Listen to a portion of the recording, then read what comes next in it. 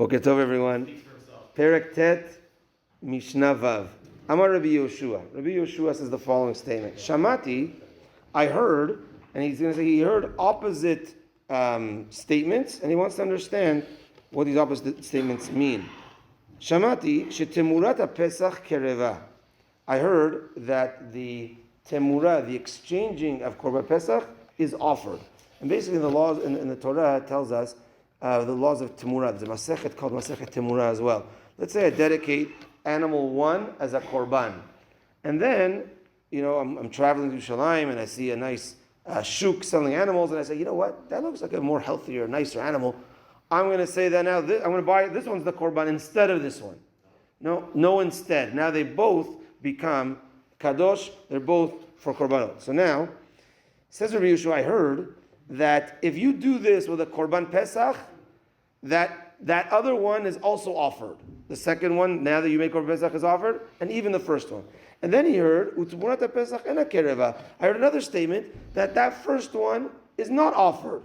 The Enli Lefaresh. I don't understand these opposite statements. I heard both these statements from my rabbis. Of course, the great Rabbi Akiva says, Amar Rabbi Akiva, Ani Afaresh. I'll explain to you the contradiction over here. And he says as follows. HaPesach shenimtza kodem shechitat HaPesach. So what the case is over here is that you had one animal for Korban Pesach and it got lost. And now you needed another animal, and therefore you found the second animal. You got a second animal because your first one got lost. But then you found the first animal. You found the first animal before I did the slaughtering of the second animal. So now, what happens? So that is the first statement, where so what you did was, you now say, okay, well, I'm taking number 2 as the Korban Pesach, and because there's only one Korban Pesach, so I'm taking number 2 as Korban Pesach, and this one, I'm not. I thought it got lost, I already took number 2.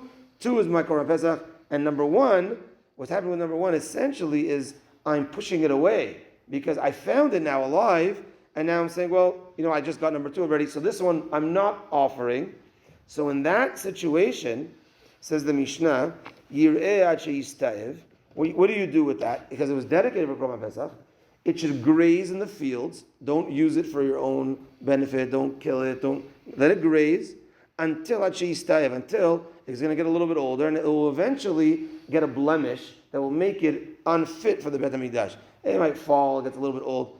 At that point, that anyways now it's not fit for the Bet HaMikdash, sell it, v'macher, v'yikach bedamav shlamim. Then you take from its money, you take and you buy a korban shlamim.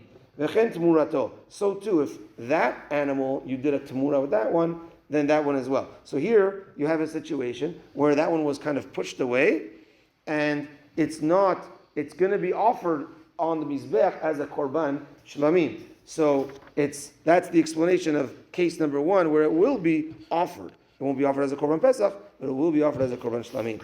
But let's say, back to our story, you lost animal 1. You get animal 2. I do Shechita for animal 2 for Korban Pesach, and then I find number 1. So in that situation, I never pushed that one away.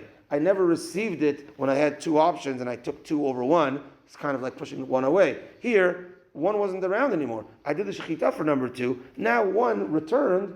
So therefore, in that situation, karev shlamim v'chen tmurato. In that situation, it's offered right away as a korban shlamim. So again, in the first case, we let it graze, etc. Then it's kind of, it itself is not offered. That was a statement where it's not offered. Yeah, it itself is not offered. But there's still kedusha there, and therefore when you sell it, that money has to go on to another korban. Whereas in the second case, that itself will be offered. And that's the understanding of the contradiction. Another Mishnah, and then we'll end. Hamafrish nekeva lepischo o zachar ben shtei shanim. We said that for the Korban Pesach, it needs to be male, and it needs to be, so he said either a sheep or a goat, and it needs to be up to 1 year old. Let's say you go to the market, you see, wow, this is a beautiful animal, and you buy this, is going to be for my Korban Pesach, and you pay, etc., and it's a female. And now your friend tells you, hey, the halacha is male. So, well, I dedicated this one as a Korban Pesach, female. Or you got the animal, and either the guy told you it was really less than a year old, or whatever, and you realize it's 2 years old. What happens in those cases? Here as well, because you made it holy, but it's unbefitting for the Bet HaMikdash, and it grazes until it gets injured, then you sell it, and then you take its money and you buy a donation, a nedava offering. Hamafrish pischo vamet. Another case. Let's say I say here, this animal is going to be for my Korban Pesach. Not me, someone else. They take Korban Pesach, this is for them. And then the owner passes away. And it was a situation where we saw already that you could even have a Korban Pesach for one person. So, the guy's a big guy. I want to eat the whole animal. And the animal's a small animal, it's less than a year old. It's from even 8 days old, you could already have. So it's a really small animal. He's like, I want to do this all myself. He dedicates it. No other people are part of that animal. And then he passes away. So now there's no real owner again for this animal.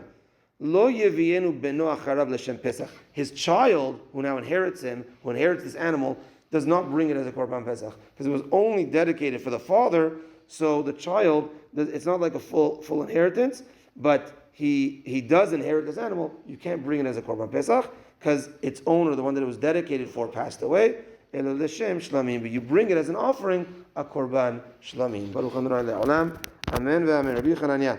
בן הקשה אומר לצח הקדוש ברוך הוא לזכות את ישראל לפיך חיבה להם תורה ומצוות שנאמר אדוני חפץ למען צדקו יגדיל תורה וידיר